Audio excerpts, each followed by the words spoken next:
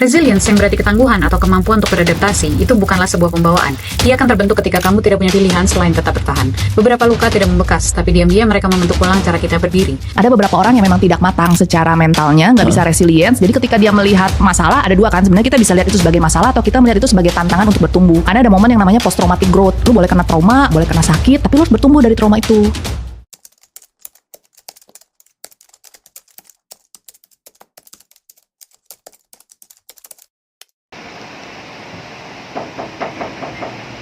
Permisi Bu Emma, selamat pagi. Iya, silakan masuk. Ya, duduk aja Marta langsung. Iya Bu. Selamat pagi Marta. Cari posisi ternyamannya ya Mar. Iya Bu. Oke. Kamu dari mana? Saya baru habis dari les Bu. Oh, habis les sama Bu Ani ya? Kalau Iya. nggak salah. Oh iya, Bu Ani yang megang kelas 12 kan? Iya Bu. Betul dong saya berarti. Oke. Diminum dulu. Oh, iya, Tadi Bu, saya makasih udah siapin. Iya Bu. Minum Marta. Saya sambil ini ya, sambil catat-catat yang kemarin itu ada anak yang bersalah. Ya. Akhirnya ya Mar, kita bisa ketemu hari ini. Iya Bu. Karena kan saya kemarin lihat kamu murung pas di kelas itu, jadi tergerak hati saya buat manggil kamu konseling, dan akhirnya kamu juga mau konseling sama saya. Iya Bu. Nah, saya ucapkan terima kasih banyak ya karena sudah bersedia untuk datang kemari konseling bersama Ibu. Iya Bu. Sama-sama Bu. Saya bersyukur Ibu mau menerima saya di sini. Tidak apa-apa kok, itu kan sudah kewajiban saya Marta. Lagi pula saya senang kalau misalkan ada yang mau berbicara dengan Ibu di ruangan konseling ini. Ngomong-ngomong, kabar kamu gimana hari ini? Kok Ibu lihat masih kayak murung gitu, dari kemarin loh kamu begitu. Iya Bu, kabar saya masih kurang baik seperti di hari kemarin. Saya merasa buntu dan malu untuk menceritakan masalah ini. Gak apa-apa kok Marta, saya itu sebagai konselor paham, karena saya sebagai konselor itu sudah pasti menyiapkan ruang yang aman seperti ini, ruang konseling ini, yang dimana menjadi tempat yang aman dan nyaman.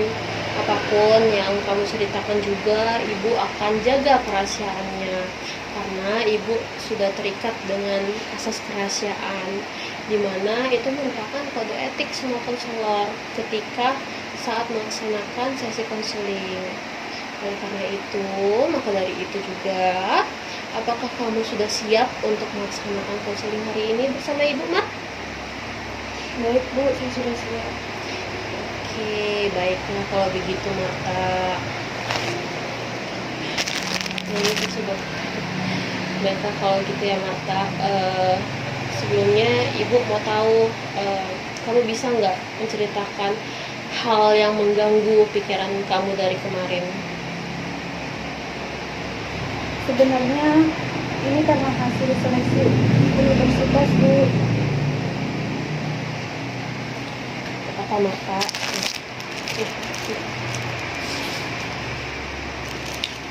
Saya gagal di jalur SNBT untuk masuk pendidikan guru sekolah dasar.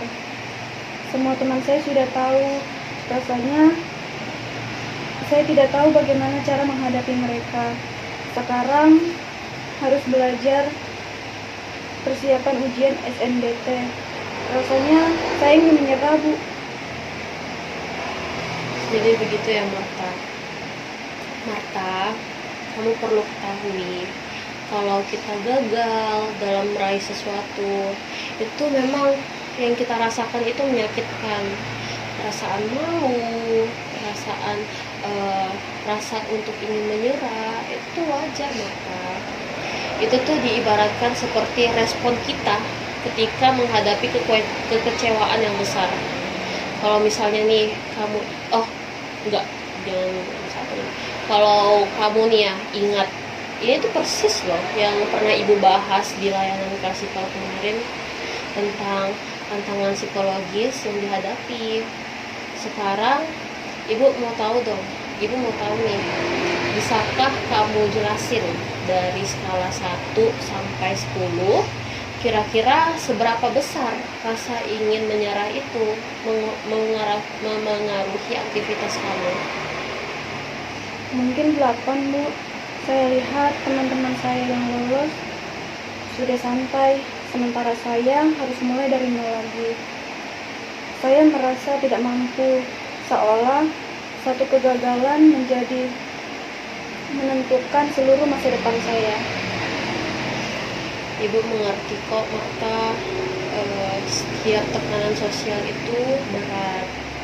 Berdasarkan masalah yang kamu ceritakan, tampaknya ada beberapa faktor resiliensi yang perlu kita kuatkan, Mar. Salah satunya itu adalah pola pikir. Nah, kamu itu merasa satu kegagalan itu merupakan hal yang menentukan segalanya, kan? Ya. Betul, Bu.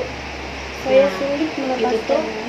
Itu tuh salah satu pikiran negatif.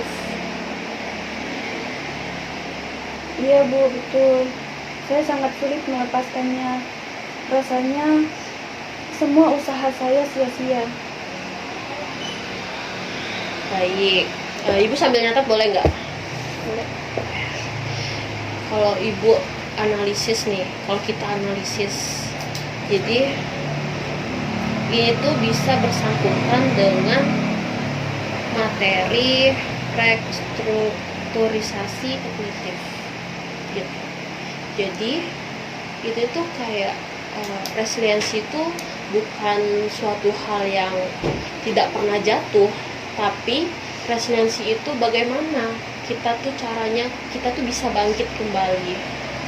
Kegagalan yang kamu alami itu tuh kan merupakan sebuah peristiwa, dan peristiwa itu bukan dari identitas kamu, maka sebagai ibaratnya nih ya, dari kegagalan kamu tidak mendapatkan SNBP itu tuh bukan suatu ciri khas yang diketahui oleh semua orang begitu. Jadi sekarang kita bisa melihat dari faktor lain, seperti dampak psikologis yang kamu alami itu adalah stres. Kamu menyebut kalau kamu itu merasa malu, merasa murung, dan ingin menyerah. Betul nggak? Iya, Bu. Ya, jadi ini tuh diibaratkan jika kalau ini tuh apa ya? Kalau kamu membiarkan hal-hal ini terjadi di diri kamu, itu tuh akan berisiko mengalami penurunan motivasi dan kesulitan mengambil keputusan. Nah, kira-kira nih, Ibu mau tahu, apakah kamu merasa sulit berkonsentrasi akhir-akhir ini, Marta? Iya, Bu. Saya jadi sering menunda-nunda kewajiban saya, cenderung sulit untuk fokus. Saya takut untuk memulai lagi karena takut gagal lagi, Bu. Ya, jadi itu emang benar. Itu tuh tanda bahwa emosi negatif kamu itu sedang menguasai di diri kamu. Jadi, Marta itu perlu segera merancang strategi coping yang adaptif. Bagaimana caranya? Nah, kita untuk membangun resiliensi, kita perlu fokus pada 3 hal.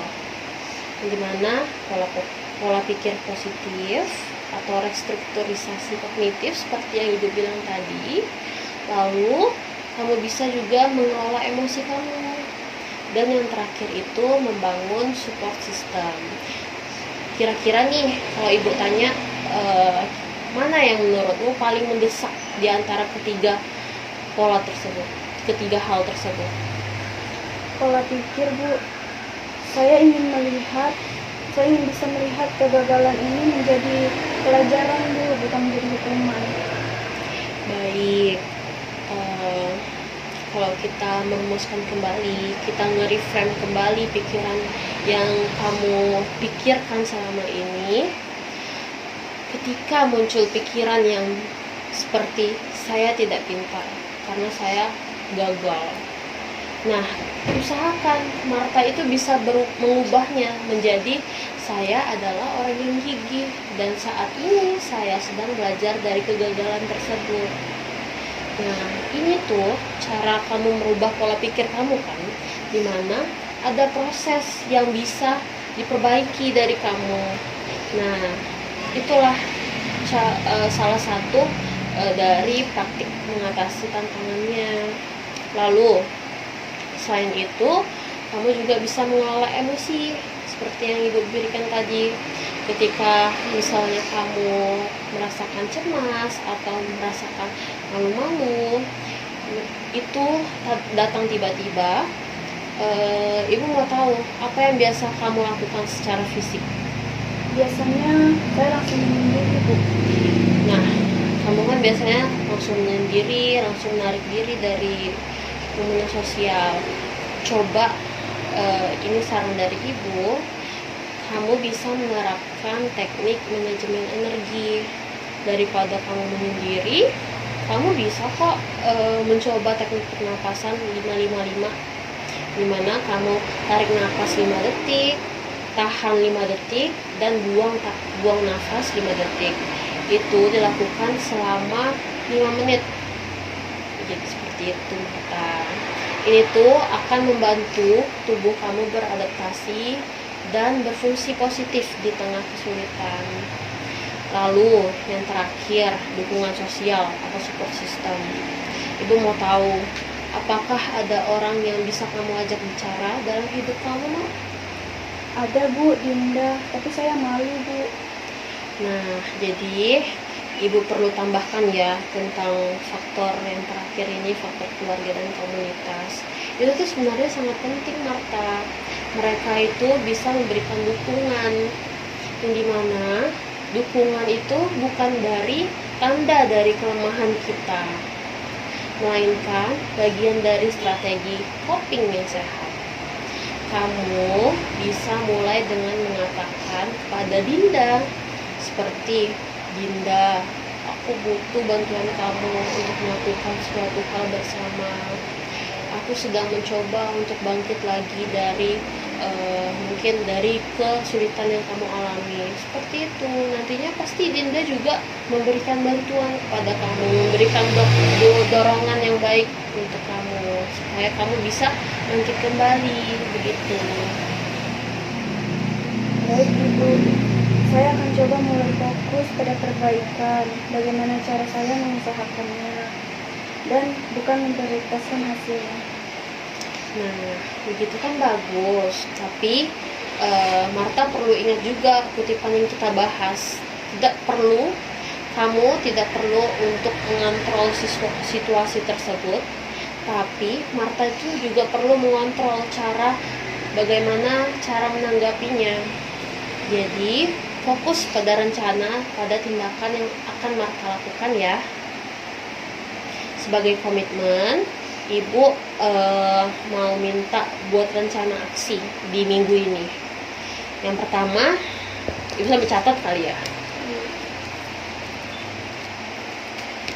Oke, jadi yang pertama itu, setiap kali muncul pikiran negatif, kamu itu harus nge-reframe atau menuliskan kembali pernyataan-pernyataan yang positif seperti yang Ibu bilang tadi. Lalu yang kedua, kamu bisa ngelakuin teknik pernapasan saat merasa cemas. 555, ingat? 555, 5 tarik nafas, 5 ditahan, dan 5 detik dikeluarkan. Itu dilakukan selama 5 menit. Lalu yang terakhir, kamu bisa mengajak Dinda. Nah, mengajak Dinda untuk melakukan suatu hal secara bersama 3 kali dalam minggu ini lah gitu. Gimana? Kamu bisa nggak kira-kira? Iya, saya setuju, Bu. Saya akan coba melaksanakan ketiganya. Saya merasa jauh lebih nyaman dan saya sekarang punya pandangan baru, Bu. Alhamdulillah, itu tuh keinginan yang sangat baik, Marta. Dalam minggu depan, kita akan evaluasi proses ini. Dan nanti jika masih diperlukan ya, kita akan lanjutkan dengan konseling individual lagi seperti hari ini, atau bimbingan kelompok lanjutan dengan teman-teman kamu seperti Dinda atau Orel. Ini kan bisa kita lakukan konseling, bimbingan konseling kelompok lanjutan. Kira-kira kamu setuju nggak? Iya Bu, saya sangat setuju. Terima kasih ya Bu Emma. Baik, Marta, sama-sama. Terus fokus ke depan ya, Mar. Dan ingat bahwa resiliensi diri itu adalah kemampuan yang dapat Marta pelajari dan dikembangkan. Begitu. Jadi, Marta harus terus semangat dan dan Ibu menunggu perubahan kamu di minggu depan. Oke? Sampai bertemu di minggu depan, Marta. Iya Bu Emma, terima kasih Bu. Oke. Hati-hati di jalan ya, Mar. Iya Bu.